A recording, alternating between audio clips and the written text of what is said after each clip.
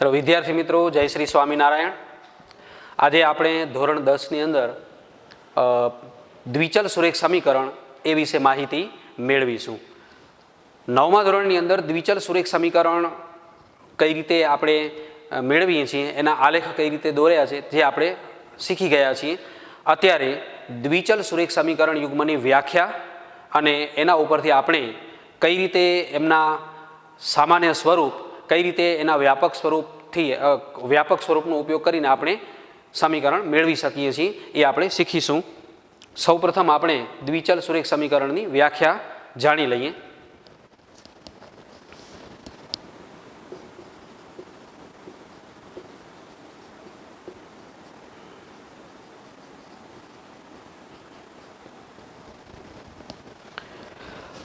જો એ, બી અને સી એ વાસ્તવિક સંખ્યાઓ હોય, જો એ, બી અને સી એ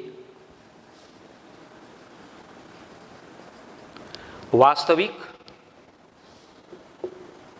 સંખ્યાઓ હોય અને એ અને બી એક સાથે, અને એ અને બી એક સાથે શૂન્ય ન હોય,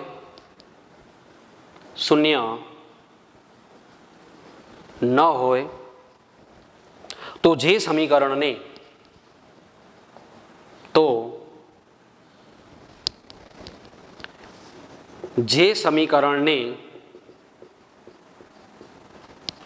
ax plus b y plus C બરાબર 0 સ્વરૂપમાં મૂકી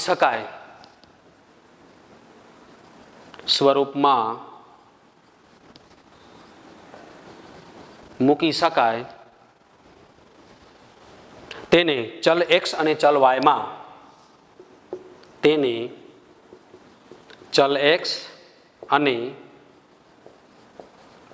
માં દ્વિચલ સુરેખ સમીકરણ કહે છે. વિદ્યાર્થી મિત્રો, દ્વિચલ સુરેખ સમીકરણનું વ્યાપક સ્વરૂપ એટલે ax plus b y plus C બરાબર 0. અહીં એ, બી, સી એ કોઈ પણ વાસ્તવિક સંખ્યાઓ છે. આવા પ્રકારના દ્વિચલ સુરેખ સમીકરણ જો ઉકેલ મેળવવો હોય તો આપણે અલગ અલગ 4 રીતો છે. એક ભૌમિતિક રીત, જે આપણે 9મા ધોરણમાં શીખ્યા હતા. આલેખ, દ્વિચલ સુરેખ સમીકરણના આલેખ દોરી અને જે બે રેખાઓ એક બિંદુમાં છેદે એ બિંદુ એ આ સમીકરણનો ઉકેલ દર્શાવે છે. અને બીજી બેઝિક 3 રીતો છે, જેનો અભ્યાસ આપણે પછી કરીશું. અત્યારે આપણે દ્વિચલ સુરેખ સમીકરણની અંદર આપણે જે માહિતી આપી છે એ માહિતીનો ઉપયોગ કરી અને કઈ રીતે આપણે સમીકરણ બનાવી શકીએ એના વિશેનો અભ્યાસ કરીએ. ધોરણ 10ની આપણે વાત કરીએ, પરીક્ષાના દ્રષ્ટિકોણથી વાત કરીએ, તો પરીક્ષાની અંદર આપણે દ્વિચલ સુરેખ સમીકરણની અંદર કોઈ એક પ્રશ્ન આપેલો હોય કૂટ પ્રશ્ન સ્વરૂપમાં, અને એના ઉપરથી આપણે જે અજ્ઞાત રાશિઓ છે x અને yના સ્વરૂપમાં ધારી અને એના ઉપરથી શરતોને ધ્યાનમાં રાખી અને સમીકરણ બનાવવામાં આવતા હોય છે. તો એનો આપણે અત્યારે વિગતે અભ્યાસ કરીએ.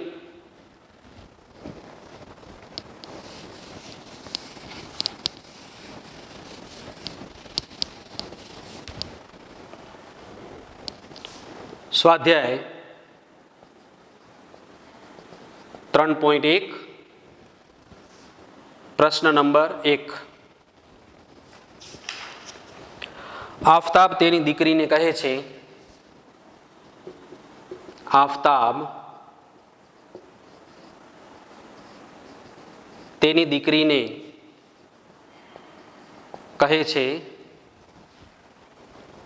7 વર્ષ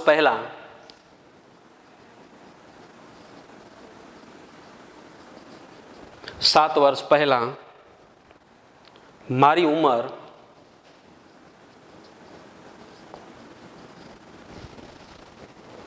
તે વખતની તારી ઉંમર કરતાં તે વખતની તારી ઉંમર કરતાં 7 ગણી હતી.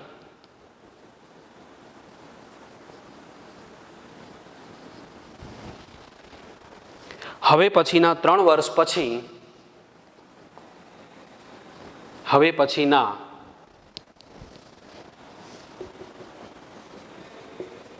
3 વર્ષ પછી મારી ઉંમર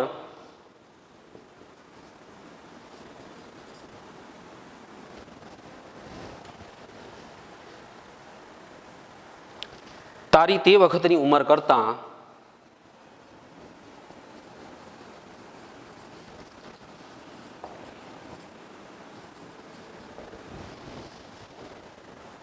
3 ગણી હશે.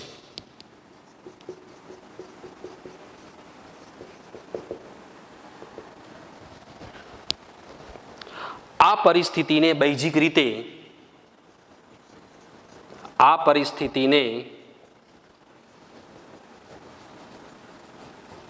રીતે દર્શાવો. તો વિદ્યાર્થી મિત્રો, આપણે આ પરિસ્થિતિની અંદર આફતાબ અને તેની દીકરીની ઉંમર હાલ કેટલા વર્ષની હશે તે નક્કી કરવાનો પ્રશ્ન પૂછી શકાય. આપણે અત્યારે એ નથી શોધવાનું, પણ જે અજ્ઞાત સંબંધ આપેલા છે, જે આપણે ઉંમર શોધવાની છે, તે બંનેની ઉંમરને એક્સ અને વાયના સ્વરૂપમાં ધારી અને સમીકરણ બનાવી શકીએ છીએ. તો સૌપ્રથમ આપણે આના દ્વિચલ સુરેખ સમીકરણના સ્વરૂપમાં મેળવવા માટે આપણે આફતાબની ઉંમરને એક્સ વર્ષ ધારી લઈએ અને તેની દીકરીની ઉંમરને વાય વર્ષ ધારી લઈએ. ધારો કે આફતાબની હાલની ઉંમર એક્સ વર્ષ છે, તેની દીકરીની હાલની ઉંમર વાય વર્ષ છે. અહીં આપણે જોઈ શકીએ છીએ કે 7 વર્ષ પહેલાનો સંબંધ આપેલો છે, એટલે બંનેની ઉંમરને આપણે 7 વર્ષ પહેલાના સંબંધમાં લખી દઈએ. તો આફતાબની 7 વર્ષ પહેલાની ઉંમર એટલે એક્સ માઇનસ 7 વર્ષ, તેની દીકરીની 7 વર્ષ પહેલાની ઉંમર એટલે વાય માઇનસ 7 વર્ષ. આફતાબની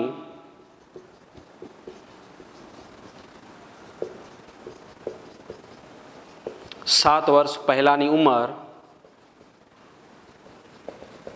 એક્સ માઇનસ 7 વર્ષ થાય, તેની દીકરીની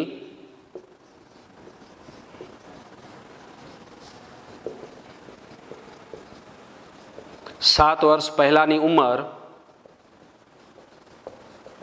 વાય માઇનસ 7 વર્ષ થાય. પરિસ્થિતિ 1 7 વર્ષ પહેલાની ઉંમરનો સંબંધ આપેલો છે. 7 વર્ષ પહેલાની ઉંમર આપણે એક્સ માઇનસ 7 અને વાય માઇનસ 7 વર્ષ લીધી હતી. 7 વર્ષ પહેલાં મારી ઉંમર તે વખતની તારી ઉંમર કરતાં 7 ગણી હતી, એટલે આપણે વિચારી શકીએ છીએ કે આફતાબની ઉંમર 7 ગણી હતી. એટલે એનો અર્થ એવો થયો કે તેની દીકરીની ઉંમરને આપણે 7 વડે ગુણીએ તો બંનેની ઉંમર સરખી થાય છે. તો આપેલ માહિતી ઉપરથી પહેલાં આપણે એક સમીકરણ મેળવી શકીએ છીએ. તેથી પ્રથમ જે શરત આપેલી છે તેને ધ્યાનમાં રાખીએ તો 7 વર્ષ પહેલાંની આફતાબની ઉંમર એક્સ માઇનસ 7 અને તેની દીકરીની ઉંમર વાય માઇનસ 7. 7 વર્ષ પહેલાં આફતાબની ઉંમર તે વખતની તેની દીકરીની ઉંમર કરતાં 7 ગણી હતી. બંનેને બરાબર લેવા માટે આપણે દીકરીની ઉંમરને 7 વડે ગુણીશું. પહેલી શરત એમ કહેવા માંગે છે કે તેની દીકરીની ઉંમરને આપણે 7 વડે ગુણીએ તો બરાબર તેના પિતાની ઉંમર થઈ જાય છે. તો આના ઉપરથી આપણે સાદુરૂપ આપી અને એક સમીકરણ મેળવી શકીએ છીએ. તેથી આગળ વધીએ તો x minus 7 equal to 7y minus 49. હવે વ્યાપક સ્વરૂપમાં ગોઠવી દઈએ તો x minus 7y minus 7 plus 49 equal to 0. સમીકરણનું વ્યાપક સ્વરૂપ એ x plus b y plus c equal to 0 એ સ્વરૂપમાં આપણે ગોઠવીએ છીએ. તો x minus 7 equal to 7y minus 49, તેમાં એક્સ અને વાયના પદો આપણે એક સાઈડ ભેગા રાખ્યા છે અને આંકડાઓને પણ એક સાઈડ ભેગા કરી અને X minus 7y is equal to minus 7 plus 49. Therefore X minus 7y plus 42 equal to 0 समीकरण नंबर 1 આપણને મેળવી શકીએ છીએ। તો પહેલી પરિસ્થિતિને ધ્યાનમાં રાખી અને આપણે સમીકરણ નંબર 1 આ રીતે મેળવી શકીએ છીએ। એક સમીકરણ આ રીતે મળે છે। હવે બીજી શરત છે કે હવે પછીના 3 વર્ષ પછી મારી ઉંમર તારી તે વખતની ઉંમર કરતાં 3 ગણી હશે। એટલે બીજો સંબંધ આપણે મેળવવા માટે આફતાબની ઉંમર અને તેની દીકરીની ઉંમરને પ્લસ 3 વર્ષ લેવા પડશે, કારણ કે હવે પછીના 3 વર્ષ પછીનો સંબંધ આપણને આપેલો છે। તો આગળ વધીએ તો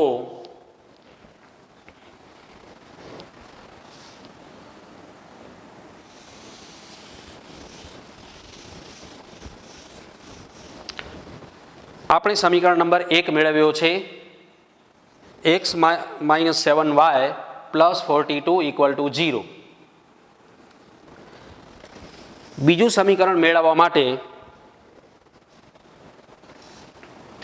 3 વર્ષ પછી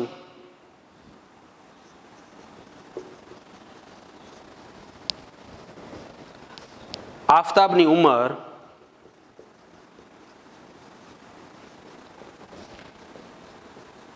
x પ્લસ 3 વર્ષ થાય। 3 વર્ષ પછી તેની દીકરીની ઉંમર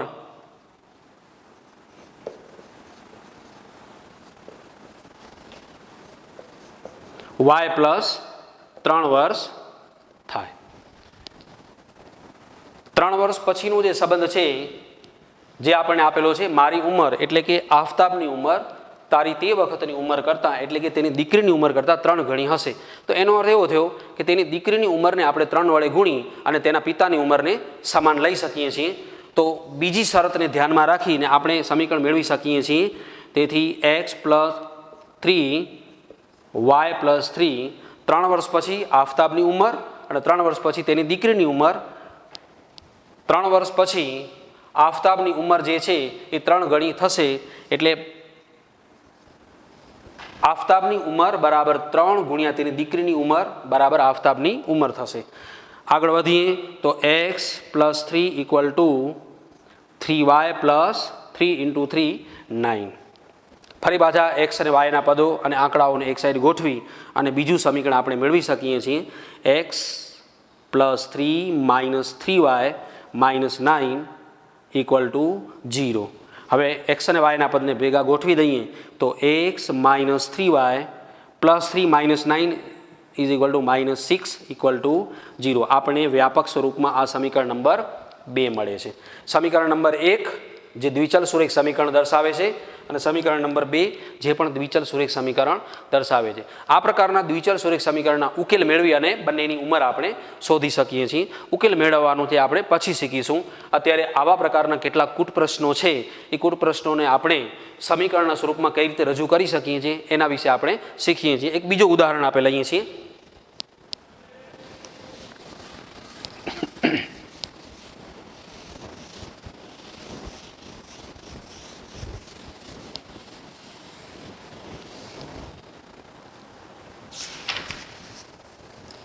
એક બીજો ઉદાહરણ છે ક્રિકેટ ટીમના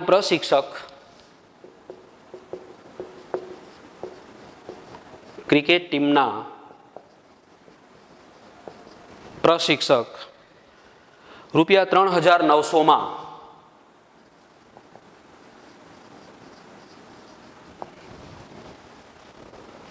3 બેટ અને 6 દડાઓ ખરીદે છે। 3 બેટ અને 6 દડાઓ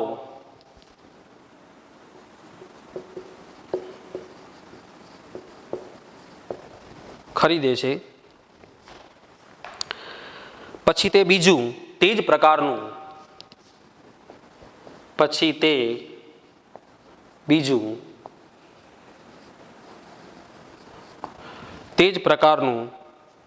એક બેટ અને તે જ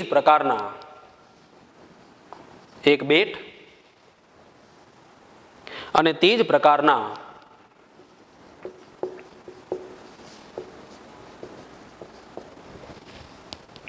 વધુ 3 દડાઓ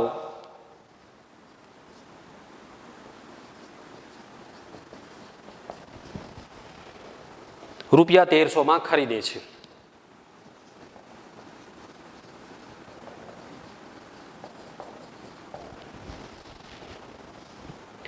આ પરિસ્થિતિને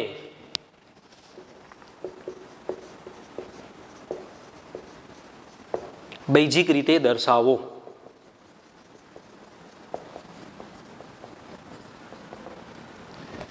તો વિદ્યાર્થી મિત્રો, અહીં આપણે જોઈ શકીએ છીએ કે બેટ અને દડાની કિંમત કેટલી છે તે આપણે નક્કી કરી શકીએ છીએ. એ નક્કી કરતાં પહેલાં આપણે તેને દ્વિચલ સુરેખ સમીકરણના સ્વરૂપમાં રજૂ કરીએ. તો સૌથી પહેલું કાર્ય આપણે કરવું પડશે, એક બેટ અને એક દડાની કિંમત એક્સ અને વાયના સ્વરૂપમાં ધારી લઈએ. ધારો કે એક બેટની કિંમત ₹X છે, એક દડાની કિંમત ₹Y છે. હવે આપણે કહી શકીએ છીએ કે 3 બેટ જો ખરીદવામાં આવે તો એના 3 X રૂપિયા થશે, અને 6 દડાઓ જો ખરીદવામાં આવે તો એના 6 Y રૂપિયા થશે, અને બંનેનો સરવાળો 3 બેટ અને 6 દડાઓ સાથે લેવામાં આવે તો 3900 મળે છે. તો આ પરિસ્થિતિને ધ્યાનમાં રાખી અને આપણે એક સમીકરણ મેળવી શકીએ છીએ. તો આપેલ માહિતી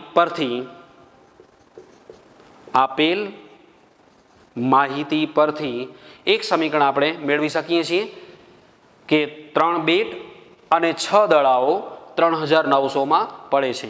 તો 3 બેટની કિંમત એટલે એક બેટની કિંમત X રૂપિયા, તો 3 બેટની કિંમત 3X વત્તા એક દડાની કિંમત Y છે. એટલે આપણે 6 દડાઓ ખરીદવામાં આવે છે, એટલે 6Y બરાબર 3900. આ રીતે આપણે સમીકરણને વ્યાપક સ્વરૂપમાં ગોઠવવો હોય તો 3X વત્તા 6Y 3900 આમ લઈ જઈએ અને 3900 બરાબર 0. સમીકરણ નંબર 1 આ રીતે મેળવી શકીએ છીએ. આ એક શરતને ધ્યાનમાં રાખી અને એક સમીકરણ મેળવ્યો છે. તે જ પ્રમાણે તે જ પ્રકારનું એક બેટ અને તે જ પ્રકારના વધુ 3 દડાઓ, તો એક બેટ ખરીદવામાં આવે તો તેની કિંમત X રૂપિયા થશે, અને 3 દડાઓ ખરીદવામાં આવે તો તેની કિંમત 3Y રૂપિયા થશે, અને બંનેનો ભેગી કિંમત 1300 રૂપિયા છે.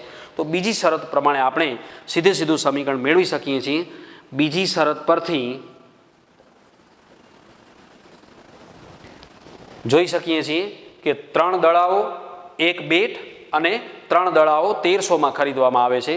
તો એક બેટની કિંમત એટલે X રૂપિયા અને પ્લસ 3 દડાઓની કિંમત એટલે કે 3Y રૂપિયા બરાબર ₹1300. તેથી આપણે એને વ્યાપક સ્વરૂપમાં લઈએ તો X plus 3Y minus 1300 equal to 0. સમીકરણ નંબર 2. તો આ પ્રકારના જે દ્વિચલ સુરેખ સમીકરણો છે, પરિસ્થિતિને ધ્યાનમાં રાખી X અને Yના સ્વરૂપમાં ધારી અને સમીકરણ આપણે મેળવી શકીએ છીએ. હવે એવા 1 થી 2 ઉદાહરણો છે હું તમને હોમવર્કના સ્વરૂપમાં આપું છું, જેને પણ X અને Yના સ્વરૂપમાં ધારી અને તમે આગળ મેળવી શકશો.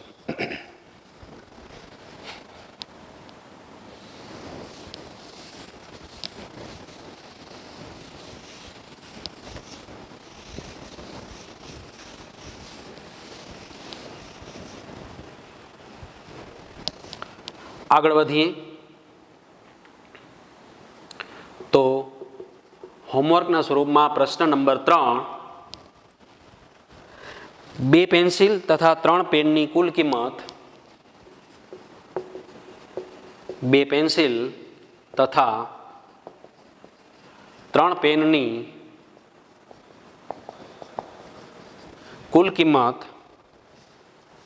₹31 થાય છે.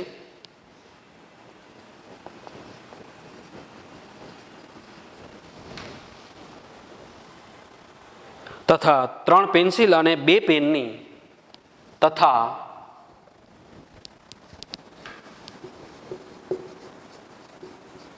3 પેન્સિલ અને 2 પેનની કુલ કિંમત ₹29 થાય છે.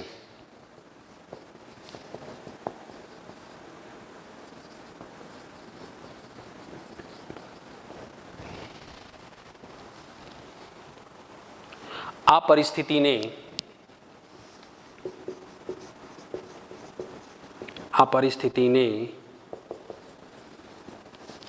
બૈજિક રીતે દર્શાવો.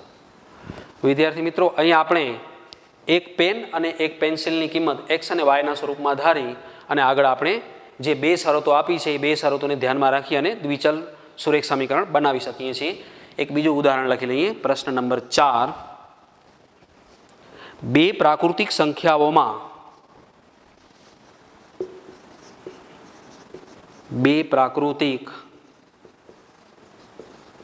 સંખ્યાઓમાં નાની સંખ્યાના 7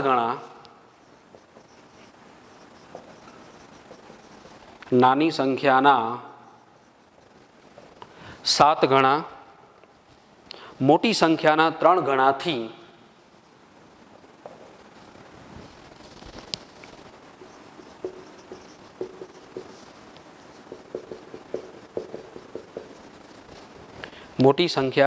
ગણાથી એક વધુ છે।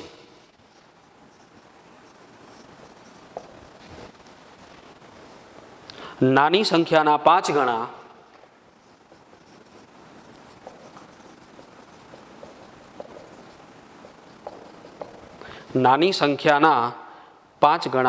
મોટી સંખ્યાના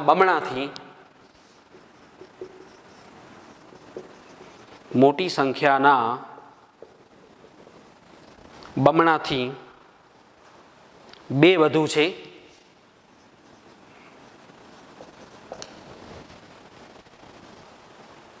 આપેલ માહિતીને બૈજિક રીતે